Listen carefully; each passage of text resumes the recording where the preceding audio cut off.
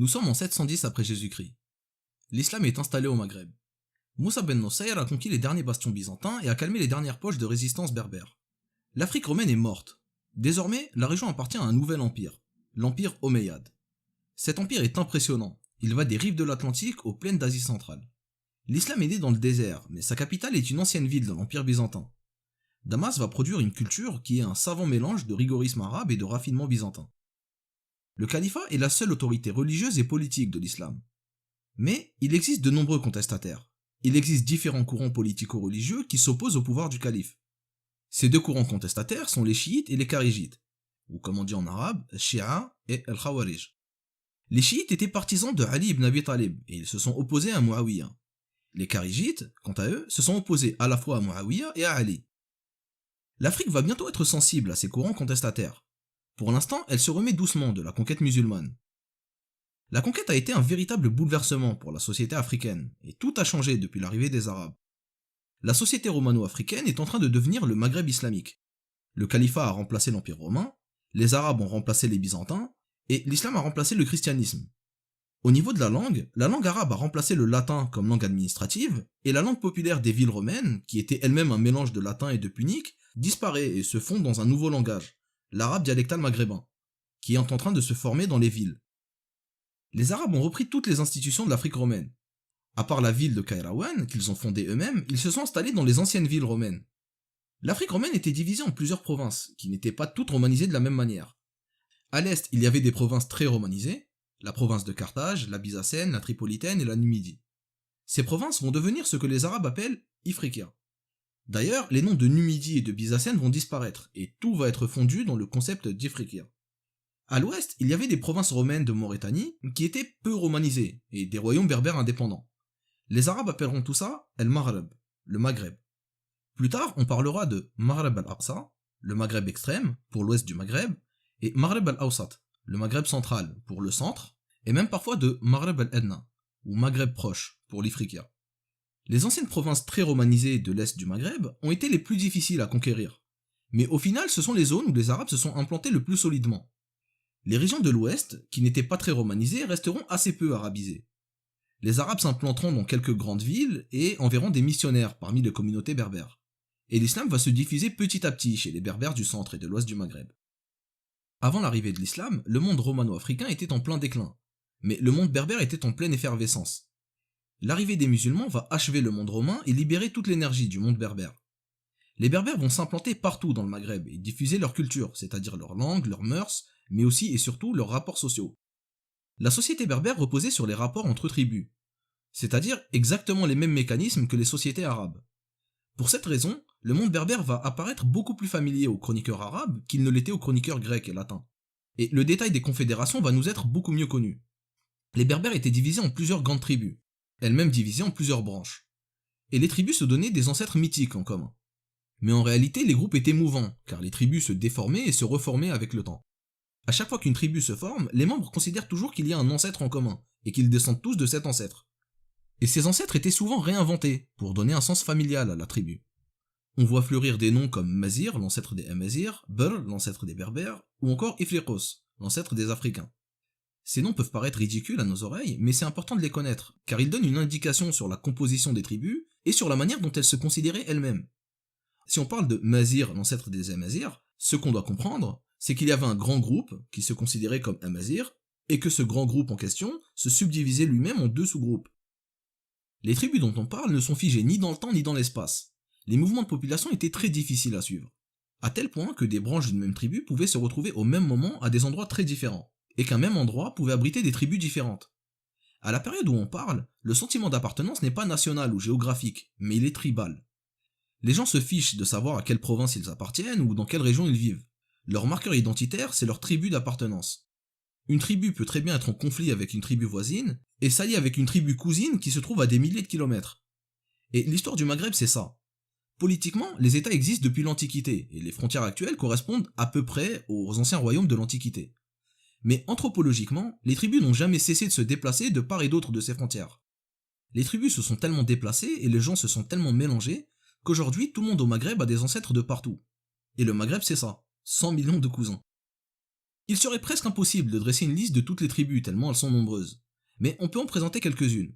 Parmi les grandes tribus, il y en a une que vous connaissez déjà, les Louata, les berbères du désert libyen qui s'étaient rebellés contre les Byzantins, et qui se sont convertis à l'islam dès la première campagne de Amr ibn al-As. Dans le nord de l'actuelle Algérie, il existe une grande tribu qu'on appelle les Kutama. Les Kutama sont à la base originaires de la région entre Sétif et Jijel, mais avec le temps ils ont fini par s'étendre sur tout le nord-est algérien et même dans le nord tunisien. Les Kutama sont en bonne entente avec ce qu'on appelle les Zouawa, qui sont les habitants de l'actuelle Grande Kabylie. Et une tribu fera le lien entre les Kutama et les Zouawa. C'est la tribu des Sanhaja. Les Sanhaja sont à la base des berbères du Grand Désert, mais à un moment donné, certains d'entre eux sont montés tout au nord et ont commencé à vivre dans les montagnes. La cohabitation avec les Zouawa et les Kutama s'est bien passée et ces trois tribus se sont considérées comme alliées. La tribu des Sanhaja sera en rivalité avec une autre grande tribu, les Zénètes.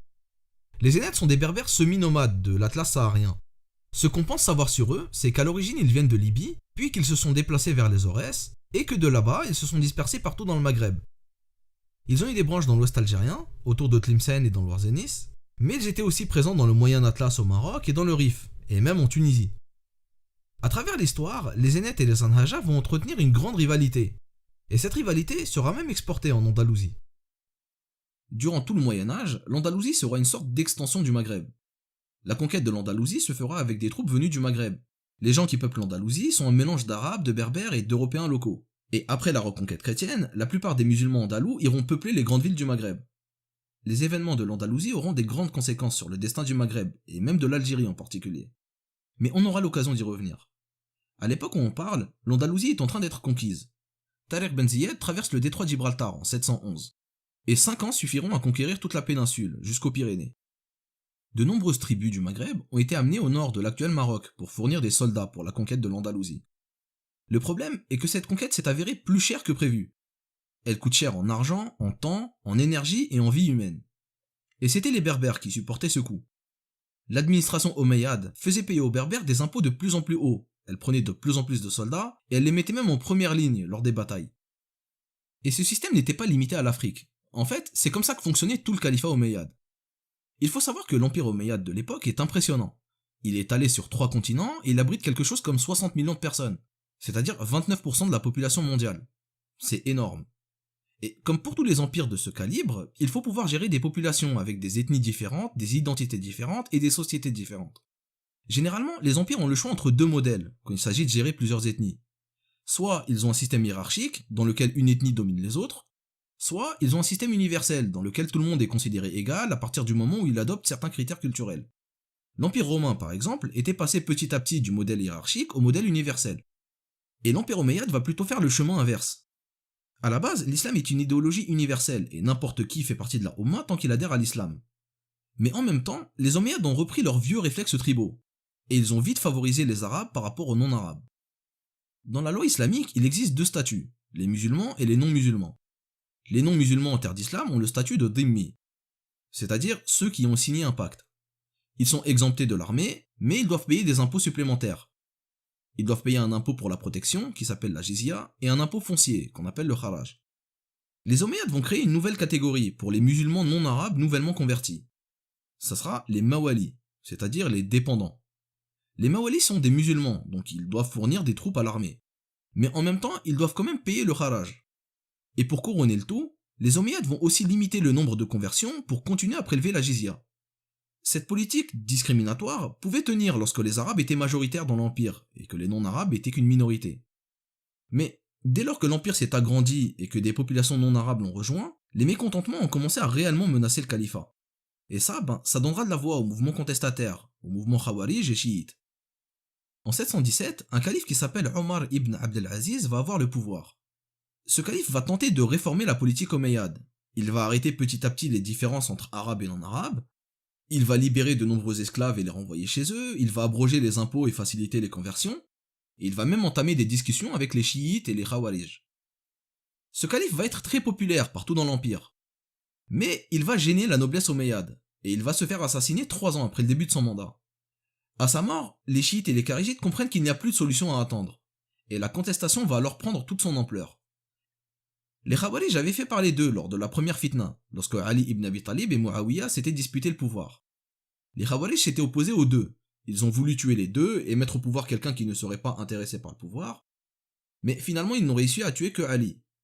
Muawiyah a pris le pouvoir et a commencé la dynastie omeyyade. Les Khawarij ont alors développé tout un dogme par rapport à ça. Pour eux, le pouvoir du calife doit revenir aux meilleurs musulmans, peu importe d'où il vient. Il existe différentes branches du kharijisme. Certaines sont plus violentes que d'autres. La branche la plus radicale est la branche Azraqi. Ce sont des fanatiques ultra-violents. Ils considèrent les autres musulmans comme des mécréants et pensent qu'on doit tous les tuer, hommes, femmes, enfants. Ce sont d'ailleurs eux qui ont assassiné Ali. La branche la plus pacifique du kharijisme est la branche Ibadi. Les Ibadis considèrent que les autres musulmans sont des musulmans qui se trompent. Ils considèrent que la valeur du musulman se mesure à ses actes et ils prennent la droiture dans le comportement. La branche qui viendra au Maghreb sera la branche suffrite. Les suffrites sont d'accord sur beaucoup de points avec les Ibadis, mais ils prônent la révolution. Ils veulent renverser le calife. Dès la mort de Omar ibn Abdelaziz, des missionnaires suffrites vont aller au Maghreb pour exporter leurs idées anti-califat. Et ils vont trouver un bon écho parmi les populations berbères, et surtout chez celles qui étaient éloignées géographiquement de l'autorité du calife, c'est-à-dire l'ouest du Maghreb. Et ça tombe bien, c'est là-bas que se regroupaient les troupes qui partaient conquérir l'Espagne. À cette époque, de nombreuses tribus de partout avaient émigré vers le nord du Maroc. La ville de Tanger était devenue le point de départ de la conquête de l'Andalousie.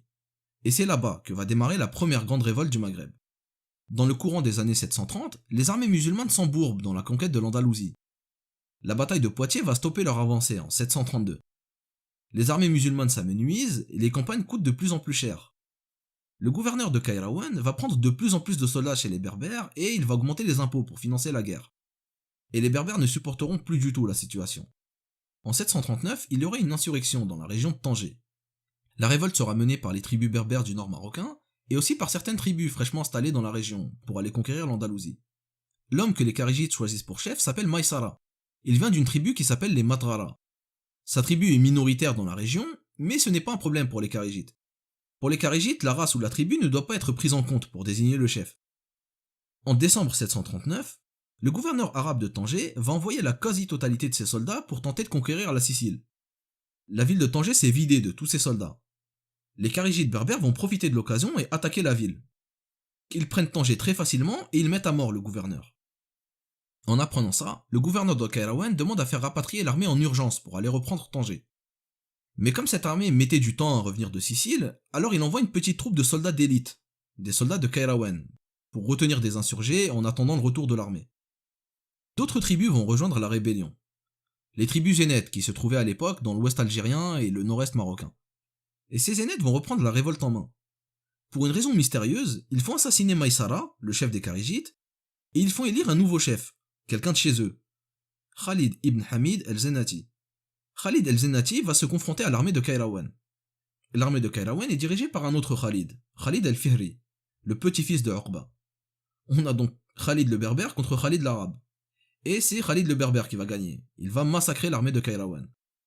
L'affaire devient très sérieuse. Le calife de Damas va entrer personnellement dans l'affaire. Il décide d'envoyer une armée directement de Syrie pour mater la rébellion. Mais là aussi, son armée va mettre du temps à arriver. Et l'armée d'Afrique était déjà revenue de Sicile, mais elle avait pour ordre d'attendre l'armée de Syrie. L'armée d'Afrique ira tenter de pacifier la région de Tlemcen en attendant. Les deux armées arabes, l'armée d'Afrique et l'armée de Syrie, ne vont pas trop s'apprécier. Déjà, ce ne sont pas les mêmes arabes. L'armée de Syrie est composée de Syriens et d'Arabes du Hijaz, tandis que l'armée d'Afrique était plutôt composée de Yéménis. Et surtout, les généraux syriens vont un peu trop se prendre pour des sauveurs, et ça va agacer les généraux d'Afrique. Les deux armées vont entrer en rivalité et ça va causer leur perte. Les insurgés berbères vont leur infliger une sévère défaite. Les deux armées arabes sont taillées en morceaux, et la rébellion va s'exporter à l'est du Maghreb. Des rebelles kharijites vont attaquer Kairouan directement. Le calife envoie en urgence une autre armée et il réussit à sauver sa province. Les rebelles sont repoussés derrière le Oued Chlef. Désormais, le Oued Chlef sera la nouvelle frontière. À l'est, le califat, et à l'ouest, les jeunes kharijites indépendantes. Cette indépendance de l'ouest du Maghreb va avoir des conséquences sur le contrôle de l'Andalousie. Tanger était le point de passage pour aller en Andalousie, mais maintenant que Tanger est indépendante, l'Andalousie va se retrouver isolée du califat, et elle va avoir un destin très différent à partir de maintenant. Les révoltes vont entraîner la création de plusieurs petits états indépendants à l'ouest du Maghreb. Un au nord du Maroc, dans la région du Rif, un dans la façade atlantique du Maroc, et un à Tlemcen. Le royaume dans le Rif en réalité existait déjà. C'était un petit émirat dirigé par un chef arabe allié des Omeyyades, qui s'appelait Salih ben Mansour. Après la révolte, les Berbères du Rif l'ont expulsé et ont décidé d'abjurer l'islam et de redevenir païens. Mais quelques années après, ils ont changé d'avis et ils ont préféré revenir à l'islam. Ils ont rappelé Salih ben Mansour, mais ils sont restés indépendants du califat omeyyade. Le royaume de la façade atlantique du Maroc est celui des Berrouata. Là-bas, les Berbères ont démarré une nouvelle religion.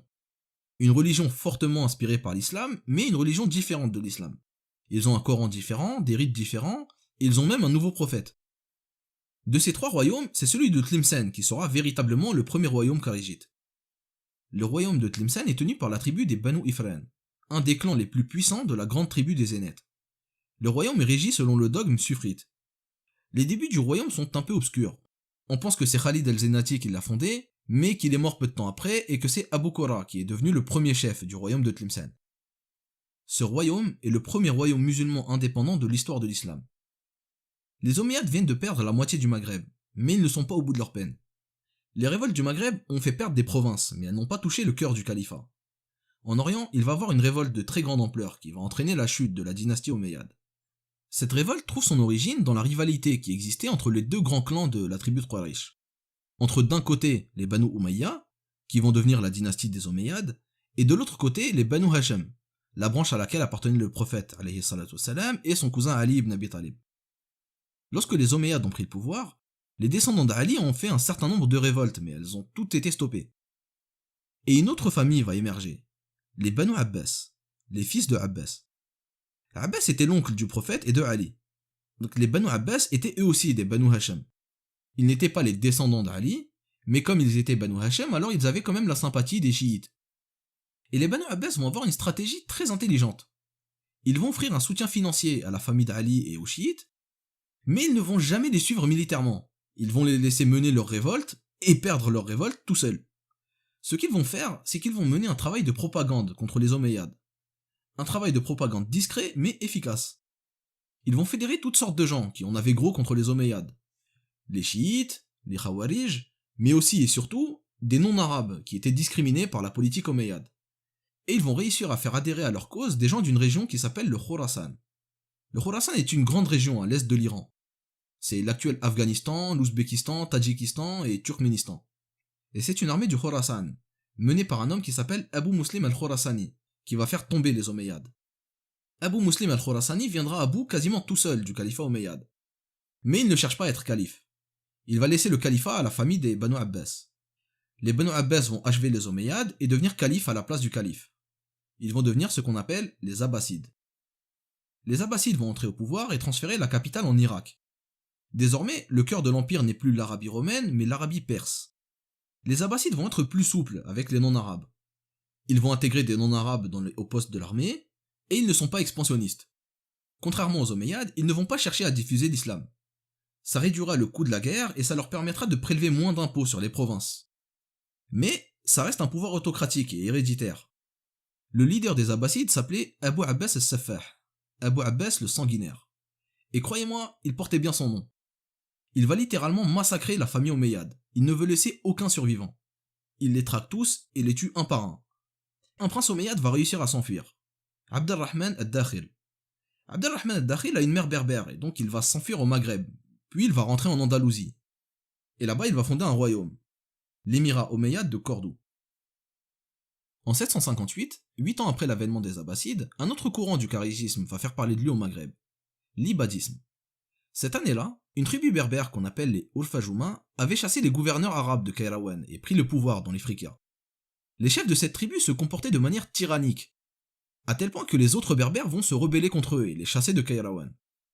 Les rebelles qui ont chassé les Urfajouma étaient des kharijites ibadites, et ils avaient parmi eux un commandant qui s'appelait Abd al-Rahman ibn Rostom. Ibn Rostom est un Perse. Il est le descendant d'un certain Rostam Farrokhzad, un célèbre général perse qui avait combattu les armées arabes lors de la conquête de la Perse. Sa famille a adhéré à l'islam par la suite et lui-même a adhéré au kharijisme de l'école Ibadi. Lorsque les Ibadis ont chassé les Urfajouma, Ibn Rostom est devenu maître de Kairouan. Mais ça ne va pas plaire au calife abbasside. Le calife va lui envoyer une armée et il reprend Kairouan. Ibn Rostom va alors fuir et s'installer dans l'ouest algérien, près de l'actuel Tiaret. Il va fonder un état là-bas, un état kharijite. Il existait des communautés kharijites absolument partout dans le Maghreb, et ces communautés étaient plus ou moins fortes. Certaines étaient organisées en états indépendants, comme le royaume de Tlemcen ou celui de Chijilmassa, qui venait tout juste de se créer, et d'autres vivaient dans des territoires contrôlés par les Abbassides. Ces communautés kharigites vont former une sorte de confédération. Chaque communauté s'organise de manière locale, mais elles élisent un imam, c'est-à-dire un chef spirituel symbolique de tous les kharigites. Et c'est Ibn Rustum qui va être élu imam. Ibn Rustum a une personnalité très particulière. Il a tout du chef kharigite idéal, une personnalité simple et humble. Il vivait dans une maison comparable à celle de n'importe quel habitant, et il participait même physiquement aux travaux lorsqu'il a fondé sa capitale. Et grâce à cette personnalité, il a eu un grand charisme et une forte crédibilité aux yeux de tous les kharigites du Maghreb. Mais il a un autre avantage, c'est qu'il est perse. Et donc il n'appartient à aucune tribu berbère, il est neutre. Et le prendre en tant qu'imam signifie qu'aucune tribu ne dominera les autres. Et il va donc fédérer beaucoup plus facilement toutes les tribus du Maghreb. Sa capitale, Tihert, va devenir la capitale de tous les kharigites. Et elle aura un fonctionnement un peu particulier. Chaque communauté y a son quartier et y réside de manière temporaire pendant l'année. La ville abrite toutes sortes de gens, il y a même des communautés juives et chrétiennes qui y habitent. Tihert est fondée la même année que Bagdad, la nouvelle capitale de l'empire abbasside. Et Tihert a une aura particulière auprès des kharigites de tout le monde musulman. Les communautés kharigites d'Orient reconnaissent symboliquement l'autorité d'Ibn Rustum en tant qu'imam. Pendant tout le règne d'Ibn Rustum, les kharigites vont combattre sans cesse les armées du gouverneur de Kairouan. L'armée du gouverneur est faible et elle a du mal à contenir les révoltes. L'armée est faible en nombre, elle est pauvre, et les soldats ne sont motivés que par leur propre survie. Du côté kharigite, par contre, les gens sont organisés en tribus, ils ont des grandes terres et donc ils ont accès à de la nourriture en grande quantité. Ils sont très nombreux et ils sont motivés par un idéal religieux. Et la situation est très difficile pour le gouverneur de Kairouan. En 767, les kharigites vont former une grande coalition et attaquer les gouverneurs arabes de Kairouan. Ils vont poser le siège devant la ville et affamer la population. La situation est terrible pour l'armée du gouverneur. Les soldats sont tellement affamés qu'ils mangent même leurs propres chevaux pour survivre. Et la capitale finit par tomber après un siège de 8 mois. Les kharigites reprennent la ville et la démilitarisent. Ils détruisent les fortifications et expulsent l'armée du gouverneur.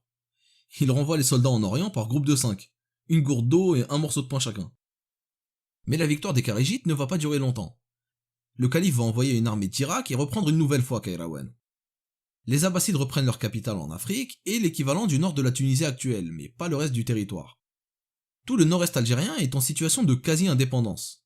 Les Kutama ne payent plus d'impôts, et ils vont même abriter des gens qui fuient le gouvernement abbasside. Et les Abbassides mettront plusieurs années à reconsolider leur pouvoir. Mais ce pouvoir reste assez faible et en vérité ils ont du mal à gérer les tribus Kutama. Ibn Rustum va mourir en 784. À sa mort, s'est posée la question de la succession. Le mouvement kharigite s'est formé contre le système de succession héréditaire. Et la confédération des kharigites doit donc élire un nouveau chef. Le problème est qu'il faut prendre en compte le fait tribal. Ibn Rustum était perse et il n'était lié à aucune tribu berbère. Il était donc perçu comme quelqu'un de neutre. Élire un chef berbère reviendrait à donner du pouvoir à une tribu par rapport à une autre. Et donc, après un mois de délibération, c'est finalement le fils d'Ibn Rustum, Abd el-Wahhab, qui est élu imam. Pour beaucoup de kharigites, cette élection ressemble étrangement à un début de dynastie. Et c'est effectivement ce que c'est, le début d'une dynastie, la dynastie rostémide. Abd el-Wahhab va transformer la confédération kharigite en un véritable État. Il va consolider la structure de l'État et créer une véritable administration, et il va désigner lui-même les chefs locaux. Et cette situation ne convient pas à tout le monde. Des mouvements contestataires vont apparaître au cœur même de la communauté kharigite. Mais ce n'est pas tout. De nouvelles dynasties vont faire leur apparition au Maghreb et modifier l'équilibre de toute la région. Mais nous allons voir ça au prochain épisode. Voilà, c'est la fin de cet épisode, je vous remercie beaucoup de l'avoir suivi. Comme d'habitude, je vous invite à laisser des commentaires si vous avez des remarques à apporter. Et quant à moi, je vous dis au revoir et je vous donne rendez-vous au prochain épisode. Un épisode dans lequel on parlera de l'évolution du pays pendant la dynastie rostémide.